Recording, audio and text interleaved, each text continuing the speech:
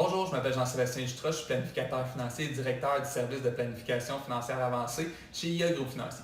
Dans le cadre d'une bonne planification financière, votre conseiller devra utiliser divers régimes gouvernementaux qui sont extrêmement intéressants pour vous. On parle principalement ici du REER et du CELI. Mais c'est quoi la différence entre les deux? Le CELI, pour sa part, c'est un compte, si on peut dire, un compte sans taxe ou sans impôt sur les gains. C'est donc, si je peux vous l'imaginer, comme une enveloppe avec un parapluie de protection que le gouvernement nous offre. La clé, c'est qu'on peut décider de ce qu'on met à l'intérieur de cette enveloppe. On peut donc y mettre des fonds de placement, des comptes à intérêt ou encore des actions pures. Je vous donne un exemple. Vous achetez une action de Apple dans votre CELI que vous payez 300 et que vous revendez, disons, dans 10 ans à 800 vous n'aurez aucun impôt à payer sur ce gain de 500 là.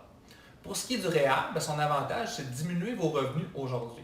Donc, par exemple, en cotisant 1000 à votre REER et que vous faites un revenu de 50 000 eh bien, vous payerez de l'impôt comme si vous faisiez 49 000 C'est pourquoi, pour plusieurs, lorsqu'on fait nos déclarations fiscales à la fin de l'année, on reçoit un remboursement.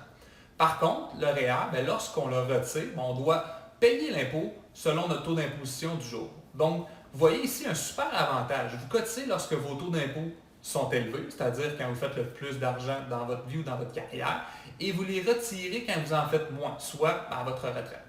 Donc, dans le meilleur des mondes, on économise de l'impôt à notre taux d'imposition élevé et on le repaie à un taux d'imposition plus faible. Ça peut vous paraître assez complexe, mais un conseiller en sécurité financière peut vous aider à y voir plus clair et à utiliser les bons régimes qui s'appliquent à vous.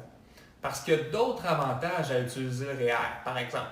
Puisqu'il y a un paquet de crédits et programmes fiscaux qui sont calculés en fonction de vos revenus, alors si vous diminuez vos revenus grâce au REER, vous augmentez possiblement certains crédits. J'encourage grandement à en parler à votre conseiller en sécurité financière.